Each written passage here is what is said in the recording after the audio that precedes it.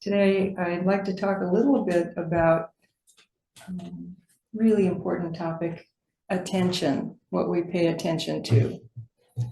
So, of course, this is what Shakyamuni Buddha spent many years talking about and doing himself, paying attention to what he paid attention to. But I want to weave it together with a really important other topic of the natural world, our relationship with the natural world, our relationship with our land, the creatures on the land, our relationship with this land right here in Houston, and our relationship to it, and how we pay attention to it. So we're all grown-ups, so we all have ways of paying attention already that we've refined over the years, and now we get an opportunity to do things a little bit differently. But first, something about attention itself. So many of you had the opportunity of being outside in the retreat last weekend with Maite and Constance. How many of you here had that opportunity? Fantastic. Did you notice some new things? Yeah. So you were outside in the mist and the dark night and the cool and the warm, and inside doing all those things also. Fantastic experience. So we're benefiting just right now, just by thinking about it, thinking about the benefit that you received. Thank you. Some of you were intense, I believe. Oh. And some of you were indoors and in the Zendo. So you had your experience and you heard about earth and water and air and what else? Fire, the elements. And what you experienced out there was guided not by your own previous experience, but also by what you heard, which transforms what you can pay attention to. Did you notice that? So I myself experienced this here on Sunday when I heard virtually Maite's talk about water. And will I ever experience water the same after hearing that talk? No. Thinking about the water that I'm about to drink, having come from interstellar explosions at unimaginable times ago, landing on the earth, and then it being evaporated and somehow landing in my tea kettle, intermingling with some green tea leaves from countless, unbelievable long time, impossible to comprehend the time involved in this. And here it is, a cup of green water. So thank you very much. I haven't yet listened to Constance's talk on Earth. I'm not sure if it's on the website yet. It is? Okay, I'll listen soon. But just the concept of Earth and our relationship to it has been changed by hearing some of the comments she's made. Was your relationship to it changed? Oh, I'm so happy to hear that. So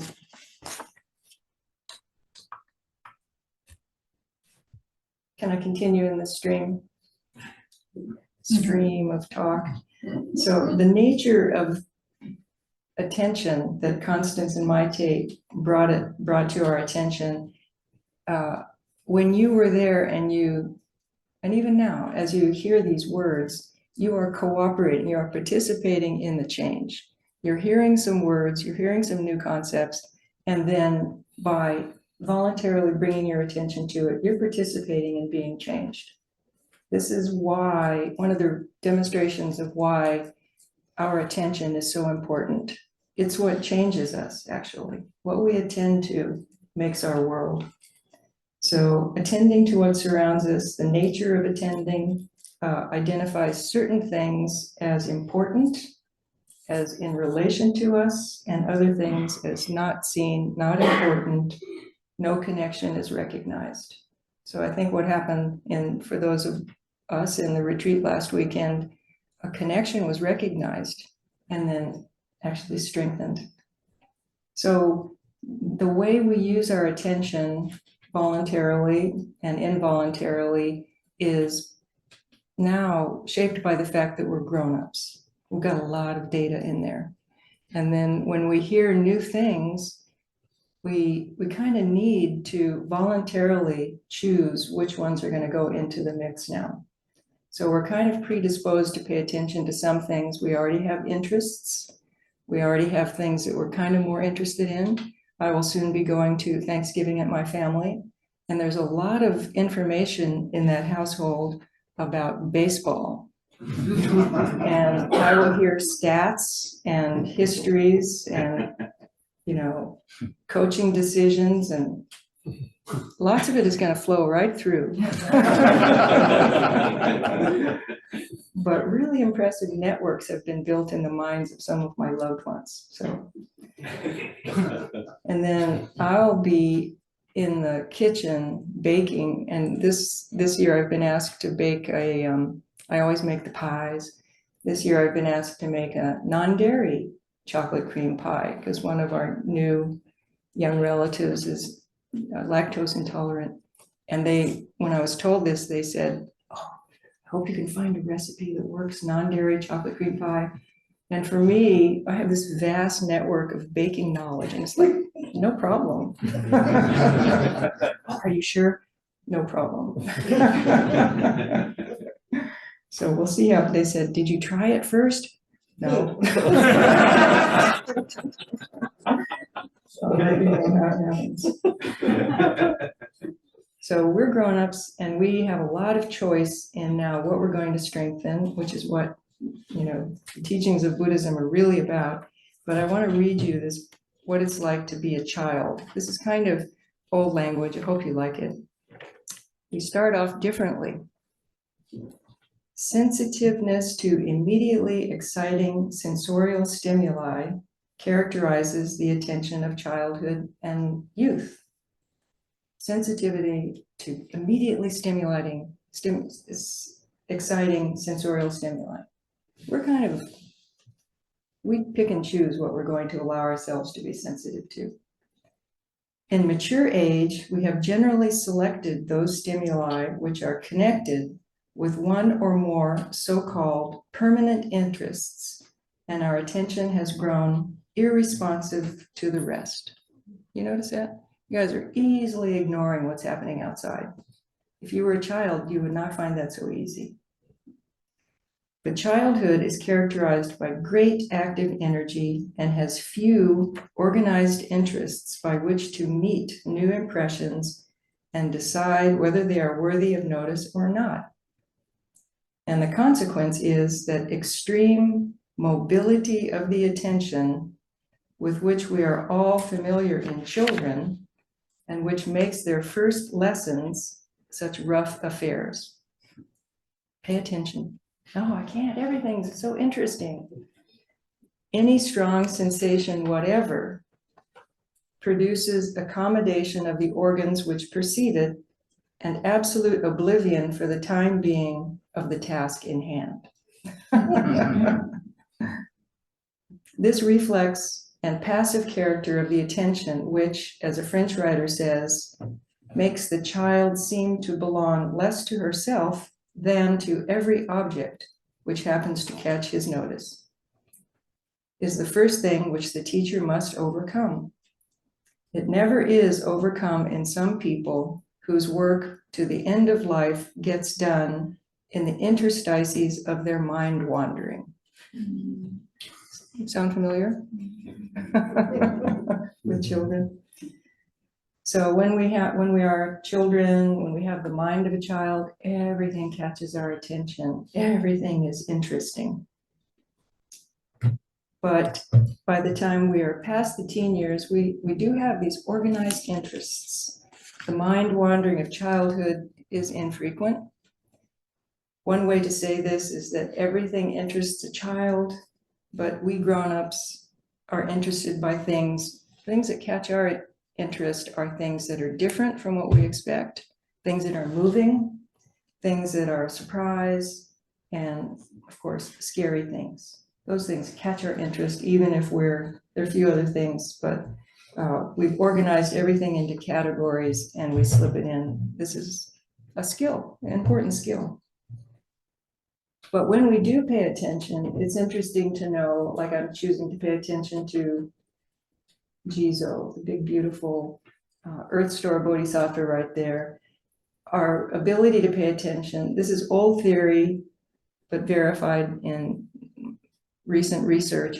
It's actually very brief. I can only pay attention for a brief time, and the illusion that we can pay attention for a long time is the result of us finding something new. Okay, now I'm seeing his staff. Now I'm seeing the jewel in his hand. I can't just pay attention to something uniformly for a long time. We're not built that way. Isn't that interesting? So we're built to be alert to new things and to have to make a choice about what we're going to pay attention to.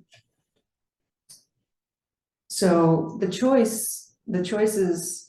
our choices to what we attend to are essentially moral choices, what we're going to pay attention to. So what we decide to be retain an interest in is basically a moral choice. It's not a mechanistic choice determined by all of our past lives. We're making a choice, what we're going to pay attention to, and we're going to be flavoring our mind.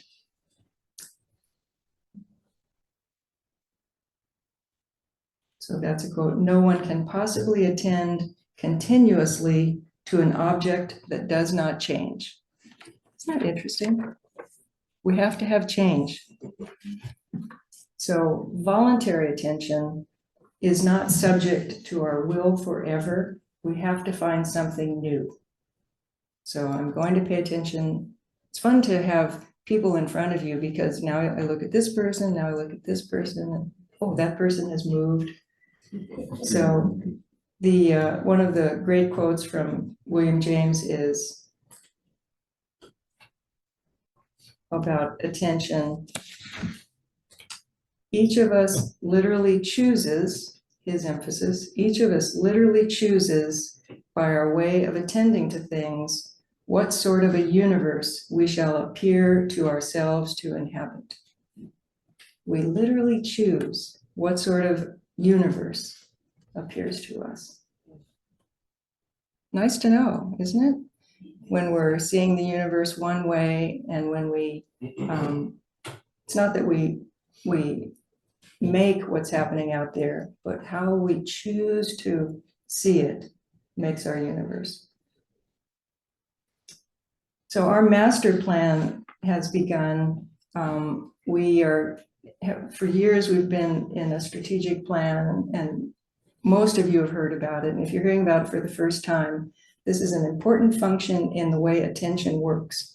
We need to hear about things several times before it becomes one of our interests. So if you haven't heard about Houston Zen Center's strategic plan and master plan, let me just say it again. Houston Zen Center's strategic plan and master plan. And those of you who have heard about it, this world begins to grow. Kind of pouring water on it, and it's growing and blossoming awareness of the master plan. So we took a next step on Wednesday, last Wednesday, was it? Yeah, with Michael, our guide, and some professionals were gathered together in a team, and naturalists and botanists and prairie experts and architects, and several of us met to walk the land and walk through the buildings. And this changed my perspective on the land forever. It's amazing. So to walk on land that you think you know, with people who have organized interests that have made them specialists in natural prairies, to walk on land that you think you know with those people, it's like, oh my God, I know nothing about this land. All I know is that there's a bunch of green stuff over there. Some of it's very tall and it's like a tree.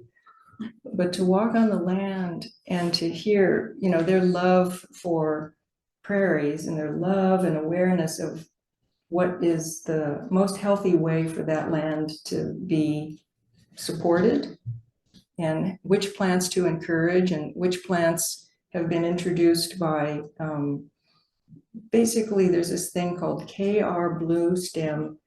King Ranch blue stem, which was just introduced to line our highways and grow really fast and cover the land. It's kind of pretty, but it now covers too much of Texas. So it was basically, I believe, kind of grafted onto another native plant, but it's changed. And unfortunately, it's not very nutritious for cows either. It was just designed to be a ground cover. It does that very well. So we learned about that, even though it's kind of pretty. And so my first view and your view when you're out there with, you know, regular, should I say regular mind that doesn't know much about plants, is a great sea of green, waving, very beautiful. When you're with a naturalist, you see what's really attractive is like right over there, there's a stand of this plant that's about this tall, and it's growing up in a bunch, and it's called little blue stem. And they made like a beeline for this plant. Oh, look, there's little blue stem. And it makes these little bunches and grows up tall. And now I see little blue stem. So what you want to know about little blue stem is that it likes to grow in these clumps. It has really deep roots. So it helps the soil, it kind of churns up the soil and holds it in place. And around little blue stem are other little plants whose names I forget because I don't have the organized place yet for it. Something like triple maw, very interesting plants. And this John, one of the incredible naturalists, held up this tiny, he picked up this tiny piece of life with three little things, and he said, see, here it is. How did you find that? So I held on to it for a while, but I couldn't find any more because my mind isn't organized to see this.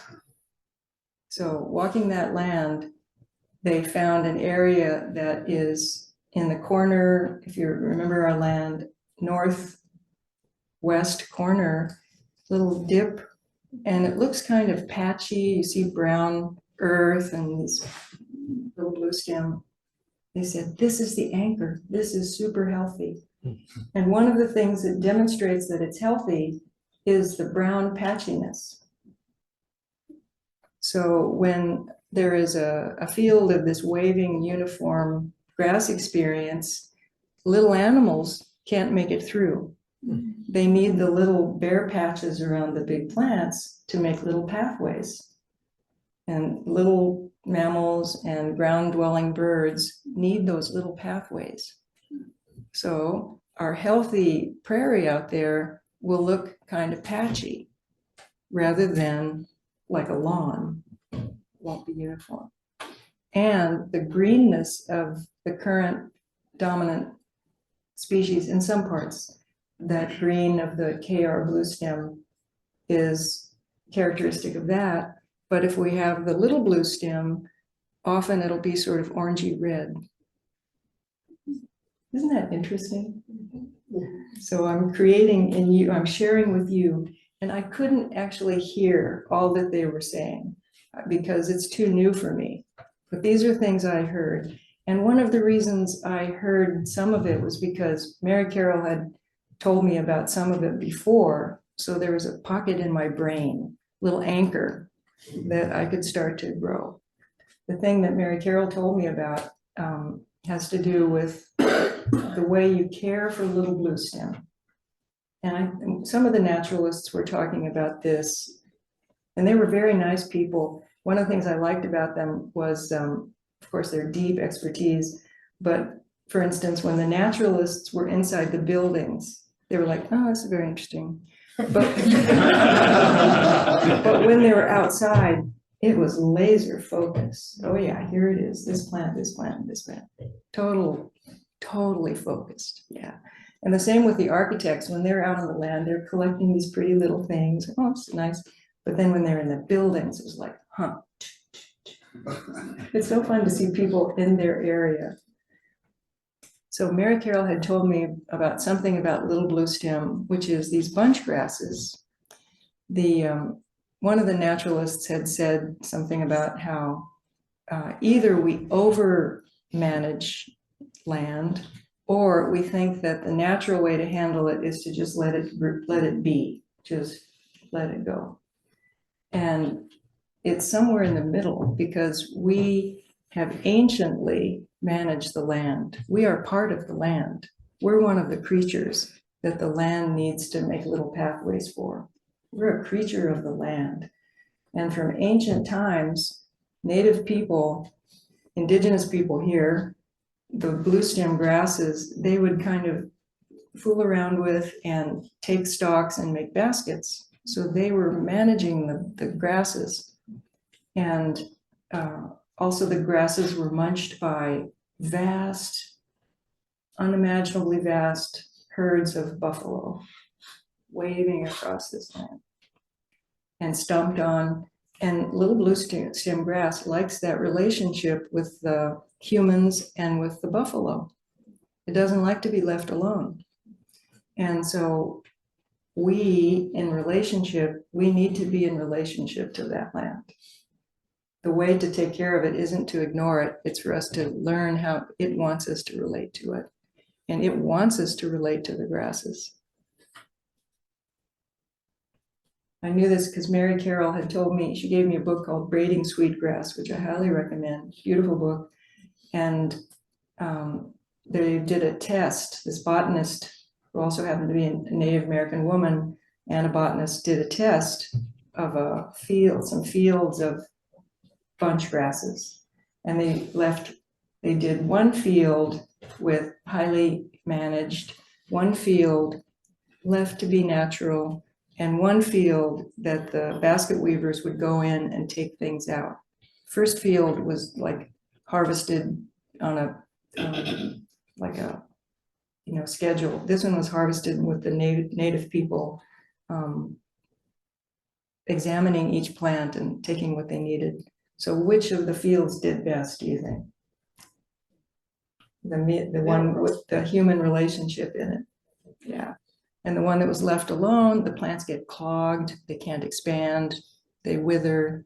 So that's part of what I learned. And part of the reason I was able to learn that part was because I had a little knowledge beforehand. So that's 72% of why I'm telling you about this, is to expand these little pockets of knowledge so that when you go out there, it will look different. And when we start to do the work that we need to do, you'll be happy to see little brown patches.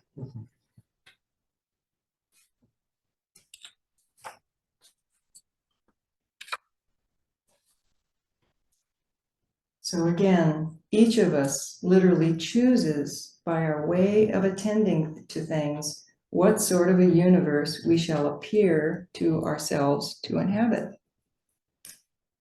So I was cooperating in the change of my mind, and I was actually trying very hard. So I was putting some effort into the voluntary attention I was paying. And I was really, really appreciating that there was so much information that a lot of it flowed past. That's also the nature of learning. And Michael kept great notes, so I can go back and restore my knowledge.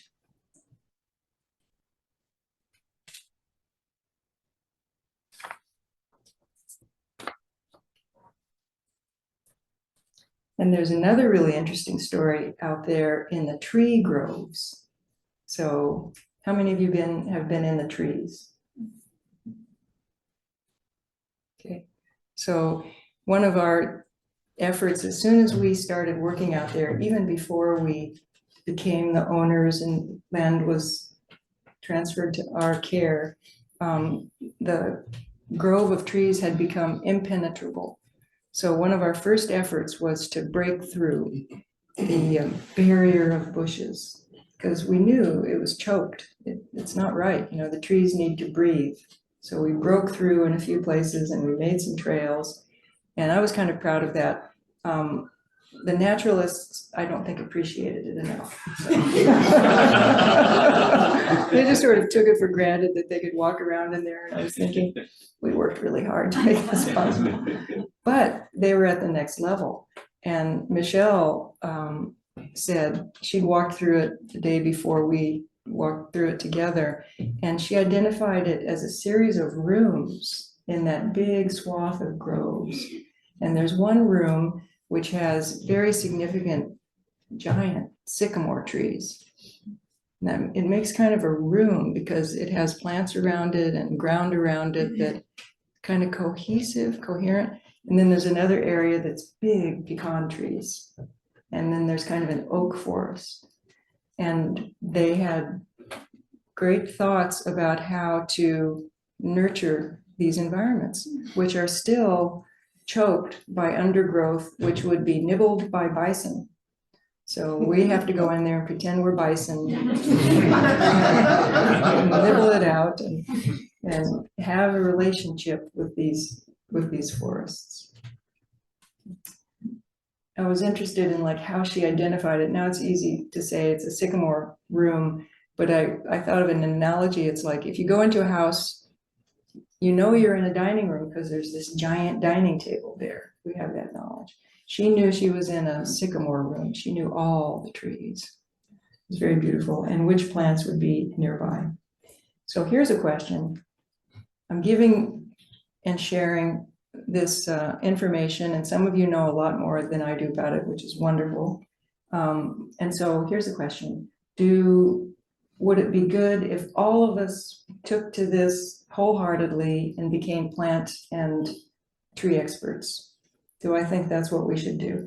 I've got one shake, no, several shakes. All of us already have organized interests. It isn't necessary that we all become plant and small animal advocates.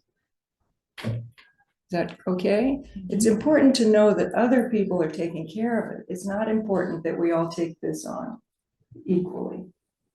And why? It doesn't change our effectiveness.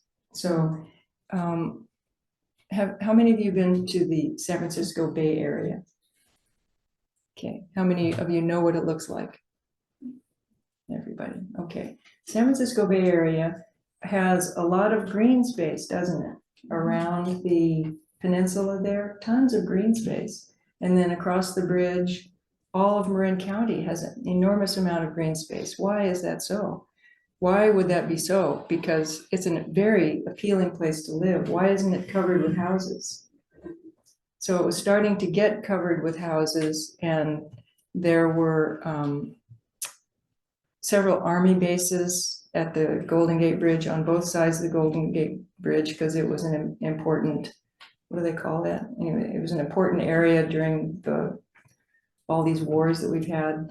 And there, Presidio. At the Presidio, and at Fort Mason, and on the hills on San Francisco, there are still those concrete bunkers that were used for defense, all of that. All of that is part of the Golden Gate National Recreation Area. And it was a big fight. And I lived there then, actually. I was still in school. And remember there was a time, some of you will remember, when various Army bases didn't need to be kept active anymore and they were decommissioning. It's happened here too.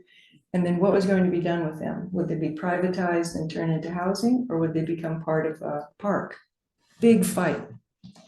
And one of the leaders of the fight, whom I saw, was this guy named Philip Burton. And he was actually the main driver to get the Golden Gate National Recreation Area turned into a national park. It surrounds Green Gulch. And in fact, there was a move several years ago to absorb Green Gulch into the national forest. And Green Gulch Farm Zen Center was able to demonstrate with a series of satellite photos that it had taken such good care of the land, it should be allowed to continue to be an inholding in the national forest. Same with Tassajara. It's an inholding inside a national wilderness area, but they're such good stewards, it's allowed to keep ownership. Okay, the point of my story is not that, that happened because it was a great thing. President Nixon came out to sign it. He's the one who allowed it to go through in 1972. My story is about Philip Burton. What do you think Philip Burton was like? He must have been like a naturalist, right? Really liked to be outdoors? No, he hated being outdoors. He hated all this wilderness stuff, but he knew it was super important for life and for the quality of life of all those people. if you met him, he was a very distinguished looking guy, city lawyer and congressman, and very shiny shoes. That's what I remember. It was city shoes, smoked a lot. It's like, do we have to go and look at it now? But he made it happen.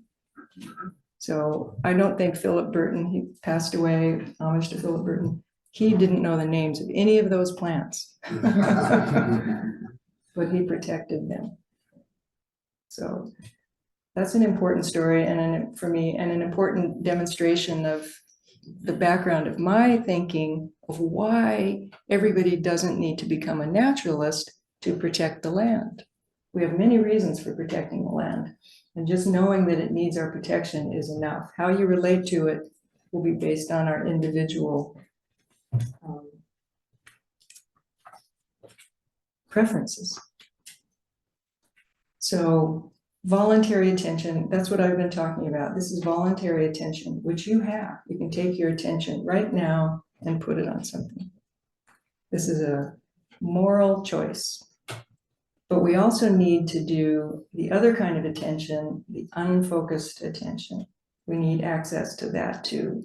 We're not supposed to, Buddha didn't say we're supposed to always be in charge of trying to take our attention and control it. No, we just acknowledge what we're doing with it. And then we give it a break. We have unfocused attention time. And I talked about this a little bit last month. One of the very effective ways of giving ourselves this unfocused attention, I think Constance and Maite provided it last weekend by forest bathing. Did you do some forest bathing? Well, we didn't go into the forest because it was muddy, but we did walk through the fields and through the trees. We did land bathing. Land bathing, sky and grass bathing. Okay. So the benefits of taking this human body into its ancient savanna land is really powerful for us. That is what we like, actually. In the ancient, cognitive research shows this to be true too. The human mind feels safest when it can look across a grassland and see predators. So you're safe. You're looking across, there are no predators. This grassland, it is the most comforting vista for humans, apparently. And going into the grove of trees is dangerous. There's mud there. And opossums.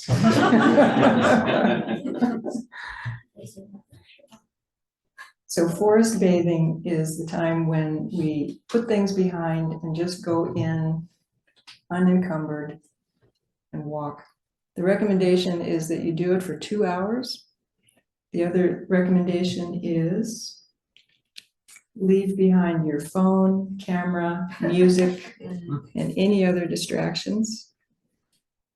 Number 2, leave behind your expectations. Number 3, the hardest one, slow down, forget about the time. Number 4, come into the present moment and find a spot to sit on the grass, beside a tree, or on a bench. That's what we should have in there, a few benches, I think. 6, notice what you can hear and see. 7, notice what you feel. 8, stay for 2 hours if possible. Though, the author says, you will begin to notice the effects after 20 minutes. So even walking itself allows involuntary thinking to happen. Thinking itself isn't bad. Just letting yourself think, that's what we're built to do. The mind turning, thinking, moving, involuntary. But your experience is what you agree to attend to.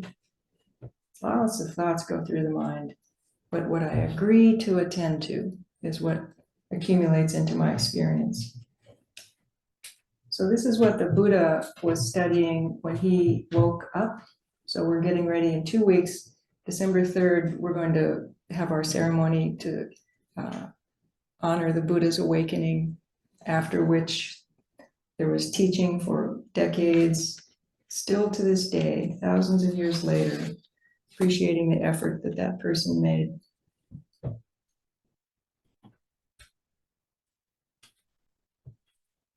So Thanksgiving week coming up.